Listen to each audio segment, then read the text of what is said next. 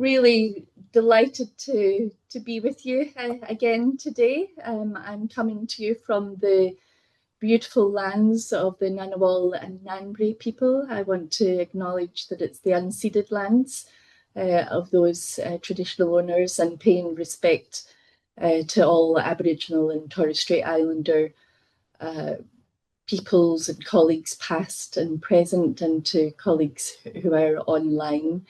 So really lovely to see you today online. I'm Sharon Friel. I head up the Planetary Health Equity Hothouse, and you're joining us for our monthly webinar. As you know, we're no small task of saving the world, where we speak about all these issues to do with the consumptogenic system that's harmful for people and planet, very unequally distributed and causing massive inequities around the world, as well as environmental degradation and poor health. But we really do want to think about how we move out of that consumptogenic system. And I'm so delighted to be joined by Dr. Hridesh Gajurel. Hridesh is one of the laureate research fellows. It's just been so lovely working with Desh over the past few years. And he's been leading this program of work of thinking about the big governing paradigm that we exist in. He's going to tell you much more about that. And really trying to understand and learn from history and contemporary society of what are some of the ways out of this currently dominant governing paradigm. So, Desh, with no further ado, over to you to tell us all about what's happening with neoliberalism. How's it shaping up? How are we getting out of it? Are we getting out of it? And what does all of that mean for life and society and the planet as we know it? Over to you. Thank you, Sharon. Thanks very much, everyone, for joining. And I'm really excited to do this talk. We've been doing this research for a while now, and we've just recently submitted the paper as well. So I'm excited to present the findings as well as some of the theories that we've come up with around how neoliberalism declines. So let's get started pretty much right away. Let me share my slides. Okay. So the title of the presentation today is Neoliberalism Resilient or Dying? So first, let me connect neoliberalism with planetary health equity, as we've been doing this research, in this context. So let me connect it with planetary health equity and also the consumptogenic system that is behind planetary health inequities. So planetary health equity, as we define it here, is the equitable enjoyment of good health in a stable Earth system. But the consumptogenic system that we are in right now militates against planetary health equity. Now, the consumptogenic system um, is basically a web of institutions, actors, policies, commercial activities, norms, and behaviors that encourage, incentivize, and reward the excessive production and consumption of fossil fuel reliant goods and services. So this consumptogenic system then is associated with climate change, of course, with rising inequality and poor health and health inequities as well. So the intersection of all of that too. Um, Now, neoliberalism as a ideology, as what we will call a governing paradigm, is behind the growth and the expansion of the consumptogenic system.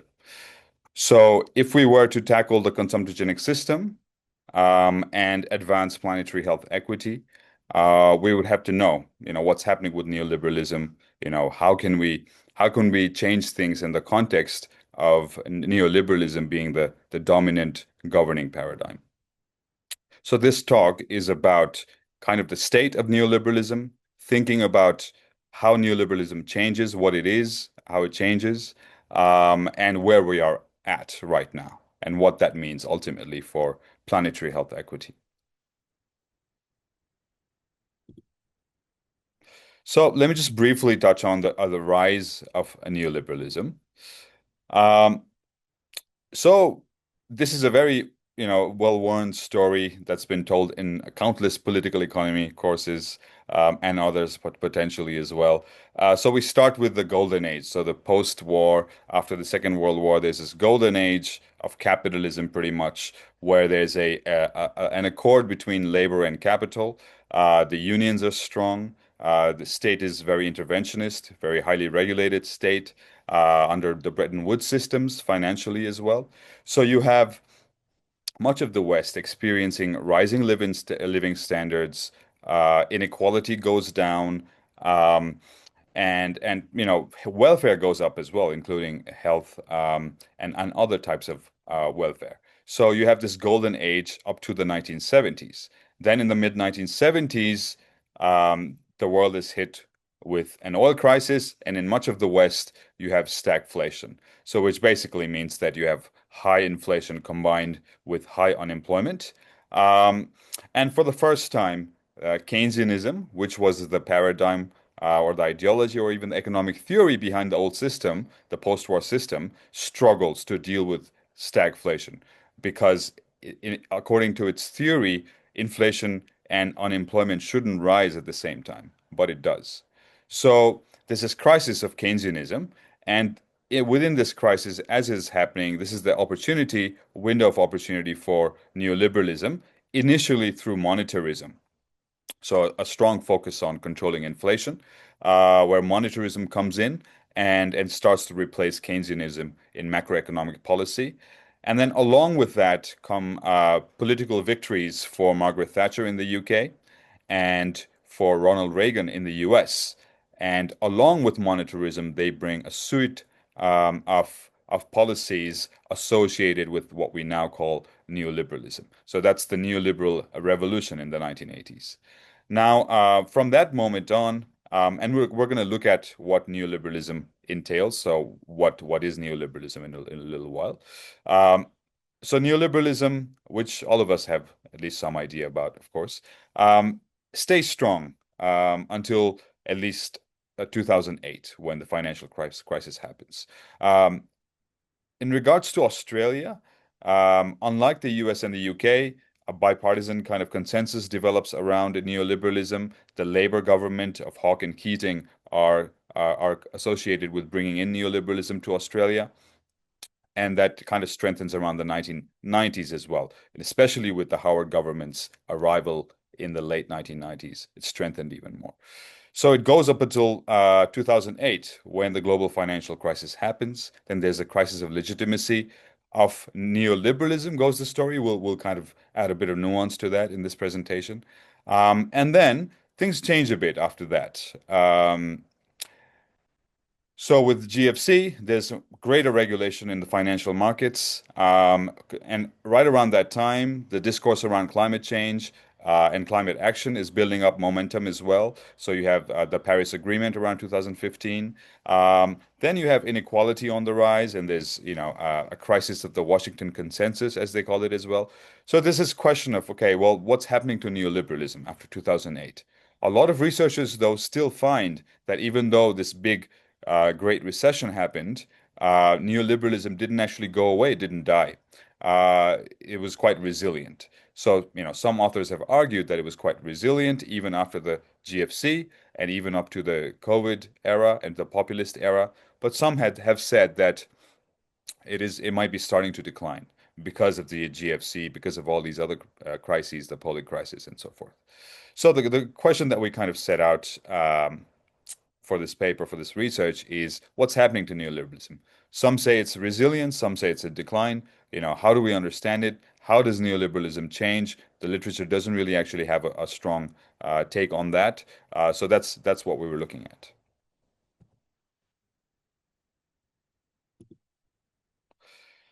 So what is neoliberalism to begin with? Now, through our research, doing a literature review, as well as a bit of the empirical stuff, looking at documents, we've broken down neoliberalism into 7 different tenets, um, or what we might call ideational pillars. And so they include, and I'll describe them just briefly here because we don't have a lot of time, unfortunately. But they include commodification. So commodification includes privatization, market provision, market expansion, public-private investment, and so forth. It also includes growth maximization. So within neoliberalism, I mean, even in the previous era, you had a seeking of growth, economic growth, but perhaps not to the extent of neoliberalism, where it's maximization at almost at any cost, really, at least in the way that it's understood conventionally. So you have growth maximization being the second tenet, which includes economic growth or maximization of it, productivity growth, consumption growth, free trade, all of that um, belongs there. Then you, of course, have market self-regulation, and this was the big tenet that had a legitimacy crisis around the 2008 financial crisis because of all the financial deregulation that had happened around that time. People thought that it was because of that deregulation that GFC, the financial crisis, happened in the first place. So you have deregulation, liberalization, reducing of red tape, non-intervention, and so forth behind the tenet of market self-regulation. Now, fiscal discipline is also part of neoliberalism. More specifically, low tax, low spend. So you tax low, you reduce taxes. So when Reagan came in, for example, there was massive tax reduction in the US, tax cuts in the US. So tax cuts have been part and parcel of neoliberalism for a long time in many parts of the world. But similarly, you also have low spending as well, especially austerity, after the GFC in the UK, for example. That's associated with neoliberal philosophy or ideology as well. So you have tax cuts, spending reduction, debt reduction, balanced budgets, so forth. Um, then, kind of separate to just economic policy or thinking about the markets, neoliberalism also entails uh, this idea or even political idea of individual responsibility, so that it is up to the individual to take care of themselves. And also in the market, when it comes to commodities, consumer choice is an important aspect of neoliberalism. So you have personal responsibility, consumer choice, user pays, work enablement, all these things making up individual responsibility tenet of neoliberalism. Besides all that, you also have, in a general sense, kind of efficiency promotion. So when it comes to this idea of efficiency versus equity, it's quite clear which side neoliberalism falls on. So it's efficiency maximization, and meritocracy is part of that as well. So you also have competition promotion, incentivization, allocative efficiency, decentralization, and so forth. And finally, a kind of a nuanced aspect of neoliberalism is investor prioritization as well, which translates these days in financialized capitalism into um, shareholder prioritization or shareholder primacy, you call it.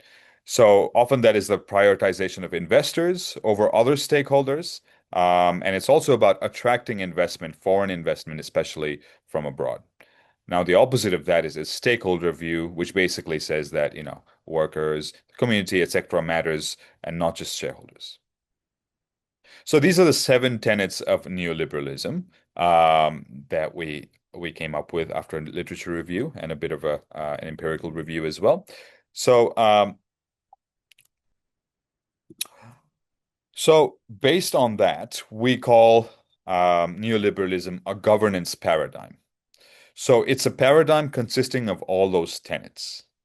However, we also do not think of neoliberalism as a policy paradigm. So we think it's different than a policy paradigm as it's conventionally understood in the literature, especially in the paradigm shift literature.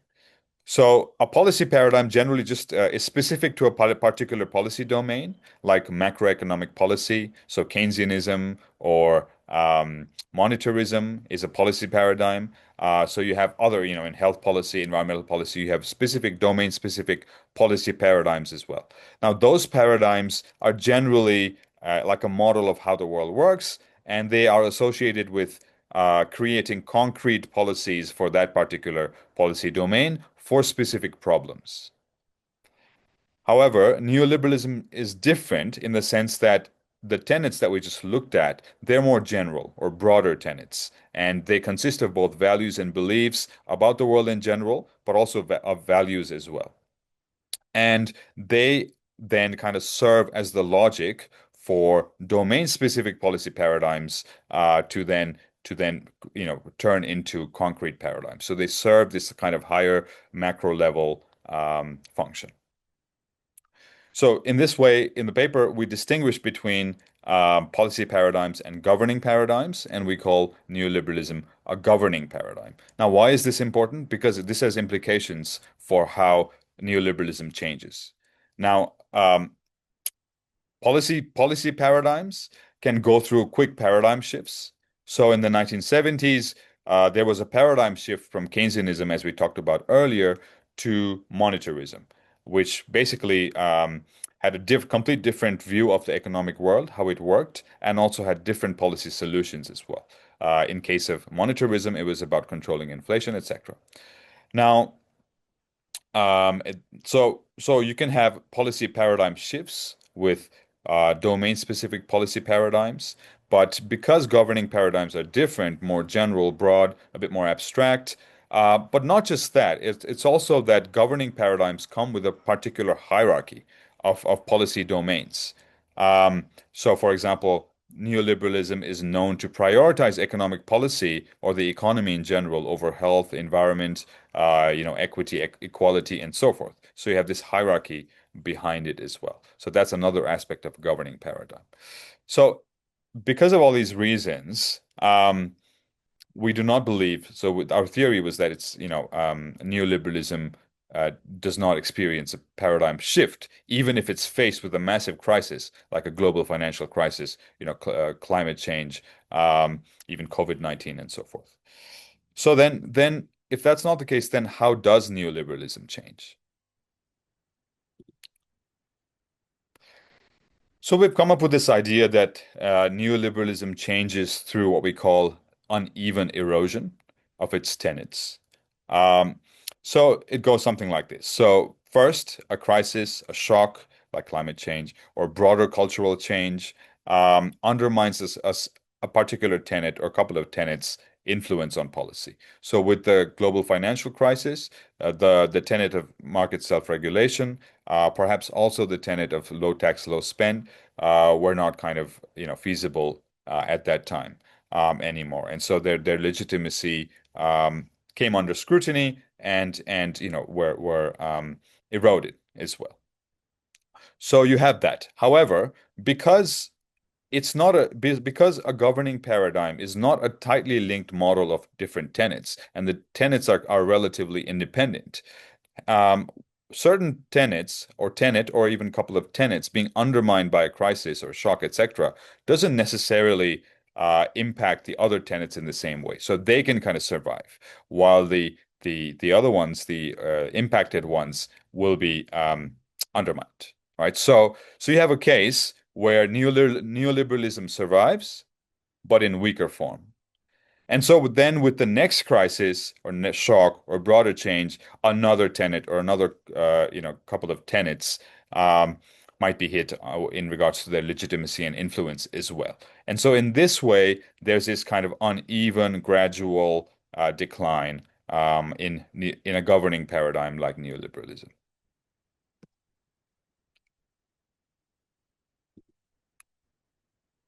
So we had a look at like an illustrative case of this, and we had a look at Australian parliamentary acts for adherence to the seven neoliberal tenets we outlined earlier over time. So we looked at legislation from 1990 up to 2025.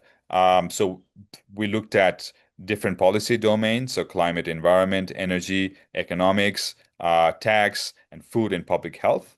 Um, Among them, we had 47 acts in total, and some of them we put into policy packages. So we had 32 legislative policy packages in total over that time. And we went through all of them, all the acts, and we rated the acts on adherence or defiance to the neoliberalism tenet, so to each neoliberal tenet. So 1 was strong adherence and 5 was strong defiance. We also, when a certain pillar or tenet was not relevant to a particular act, then we rated it as not relevant. So on to our findings then. This is what we found with adherence to neoliberalism across the seven neoliberal tenets and over time. And this is for all the policies that we looked at, including all the policies in the different policy domains. So as you can see here, um, we have commodification staying quite so lower ratings here. So 1 is stronger adherence, and higher ratings, 5 is strong defiance. So as you can see, commodification pretty much throughout the period um, is kind of adhered to with Australian legislation. And this actually contrasts with a lot of the other tenets as well. And especially a surprising finding that we had is that market self-regulation, that the tenet of market self-regulation was actually not that influential in Australian policy throughout the whole period. There were periods, perhaps in the late 90s to early 2000s, where it was a bit stronger, so just before the GFC. But in general, we didn't expect this kind of relative defiance. So commodification stays strong in influence throughout, pretty much. Market self-regulation is defied pretty much throughout, more or less. But some other tenets, they change over time a bit more. So growth maximization, as you can see, kind of peaks in terms of adherence towards that 2005, 2009 period. And then it starts to change. So there's more defiance in policies, in legislation of that tenet. Um, Now, a similar thing happens with low tax, low spend as well, but we find that tends to chime in with crises. So when there's a GFC, when the 2008 financial crisis hit, this tenet was undermined severely in the sense that in Australia, at least, the Kevin Rudd government went quite big on stimulation. So they spent big in that case. And similarly with COVID as well, we had massive, unprecedented levels of spending, even by a conservative government. And so you had periods of crisis where this idea of fiscal discipline, which has been dominant in Australian political discourse for the longest times, it seems, before COVID, was actually not really adhered to in those crisis periods, especially. Now, with individual responsibility, we found that not many acts, so not a lot of acts actually were relevant, or individual responsibility was not relevant for all of them. So among the ones that where it was relevant, we found kind of similar trend where there's adherence around the peak of neoliberalism from the mid 1990s to mid 2000s, and then kind of more defiance after that as well. Similar story with efficiency promotion. And investor prioritization, we believe, was moved kind of a little bit similarly to commodification, except for that 2015 to 2019 period, where there's a fewer, just kind of one, unfortunately, act that we had in those policy domains that we analyzed.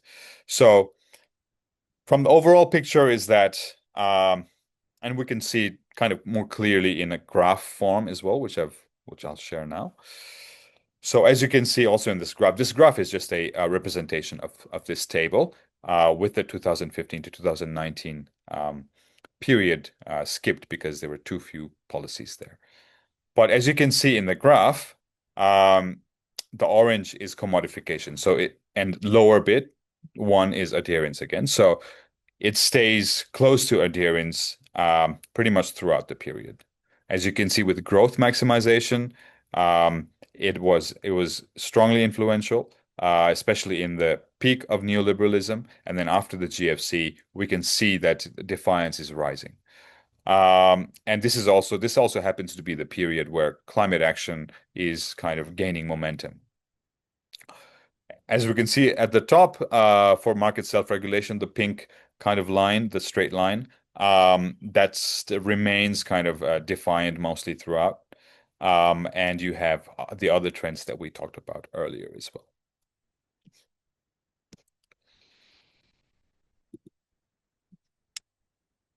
Now, we also had a look at the different policy domains, and within those policy domains, what adherence was like to the different neoliberal tenets.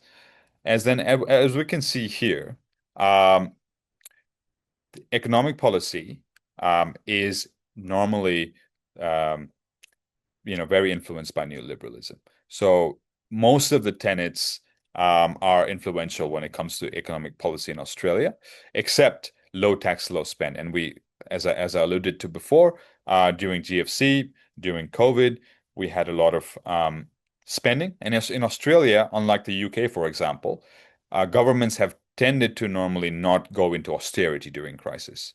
Um, so that's an area where economic policy has defied neoliberalism. But besides that, it's normally quite neoliberal. Now, energy policy is kind of mixed, but that's something that is, yeah, is not. It was a different kind of energy policy. The way we think about it has changed over time, I believe. So maybe that's reflected in the mix as well.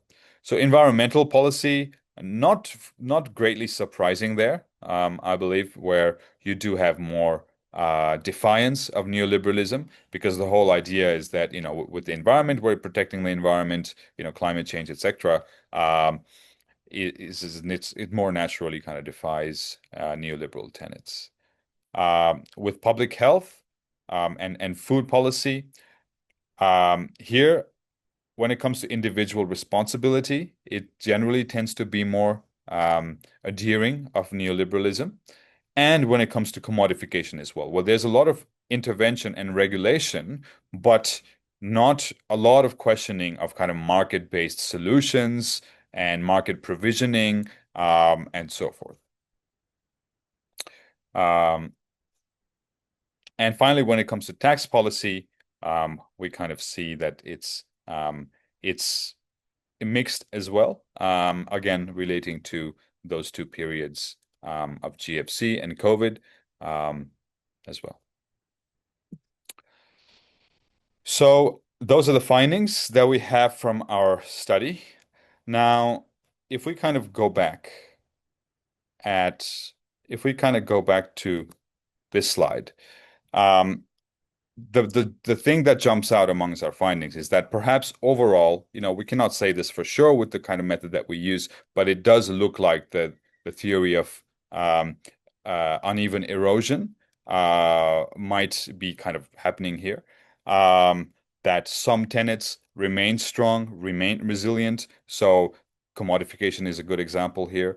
Perhaps investor prioritization as well. However, some tenets kind of clearly erode over time, and growth maximization being one, a low tax, low spend being kind of the other as well. So you do see a bit of a pattern of uneven erosion, although we cannot say this for certain given the method that we used here. It's more suggestive. Um, Now, yeah, we can talk about later, perhaps in the questions and answers, about, why is it that commodification remains strong, and some of the other tenets erode and slip away and so forth.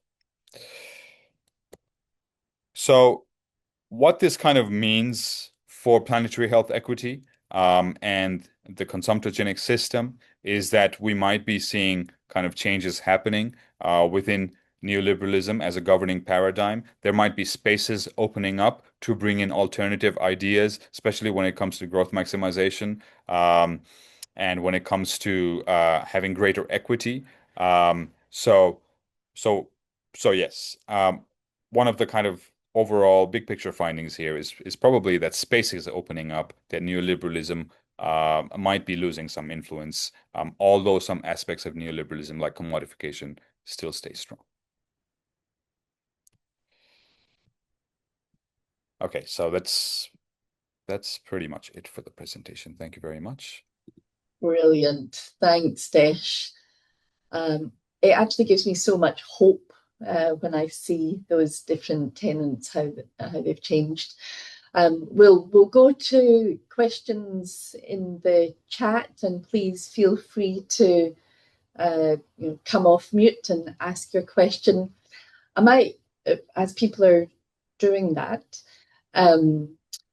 Desh, maybe do you want to reflect on how this connects to the first piece of work that we did, which was the TAM framework? Because I think that also gives people the insight as to ways of strategizing, recognizing how these different tenants have fluctuated over time, and from the work understanding the triggers, the agents, and the mechanisms that have enabled paradigm shifts to happen in the past, like how to use some of those insights to either dig deep strategically, dig deep into a particular pillar tenant of neoliberalism.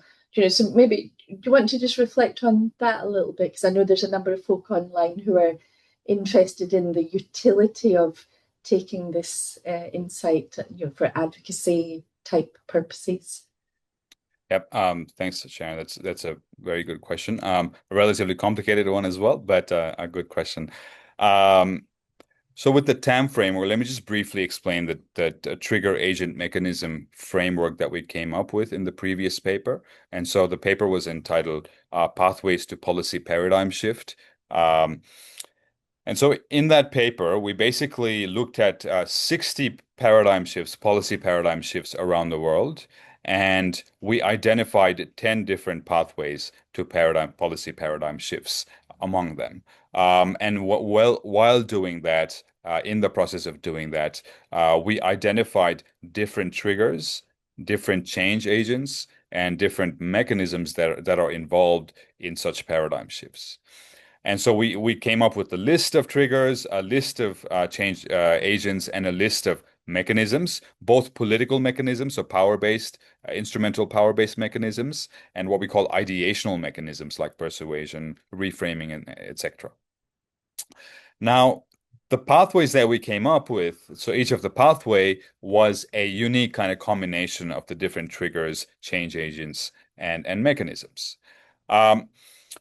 So in terms of which pathway might be the most relevant for a particular context or situation, kind of depends. It is, it is kind of a complicated thing where, we look at a lot of the nuances of that. So do have a look at the paper.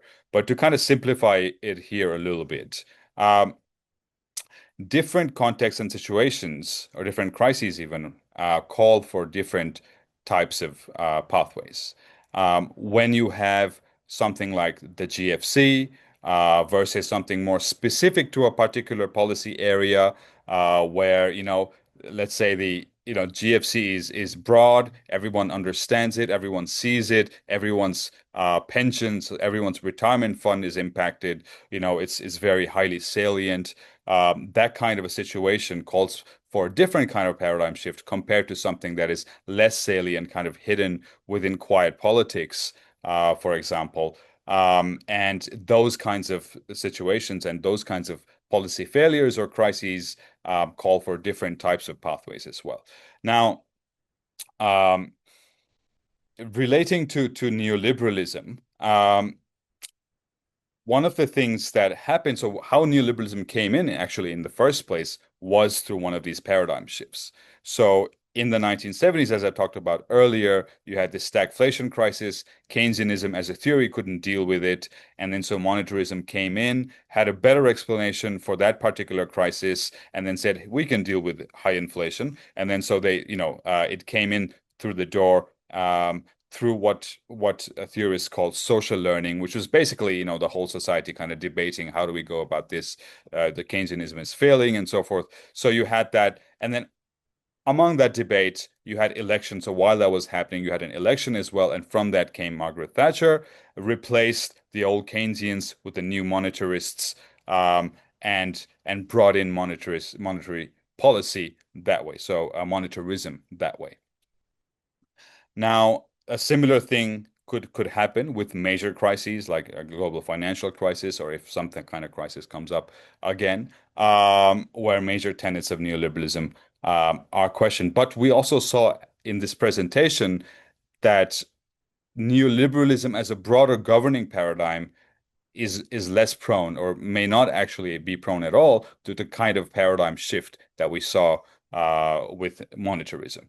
So, but as we also saw, some of its tenets are in decline as well. And we know, even from anecdotal evidence, that the tenet of market self-regulation, even though it might not have been strong in Australia, it was strong in the US and the UK, and that was challenged in a big way with the GFC through social learning and through various other methods as well. And and so the ideational legitimacy of market self-regulation, what was called the efficient markets hypothesis, um, kind of disappeared just at that time. Even Alan Greenspan was doubting it. So because the ideational legitimacy of that particular tenet disappeared, there was an opportunity, a window of opportunity to bring in alternative tenets and regulate the financial market, regulate uh, the, the banks in a way where people's retirement funds would not be under risk anymore as to the same extent. So, I mean, we can take lessons, I think, from a lot of those kinds of changes. But yeah, it's hard to kind of break down the time framework here, particularly in relation to neoliberalism and specific changes. But I would encourage you strongly to look at that paper if you're interested. Great. Thanks, Dish.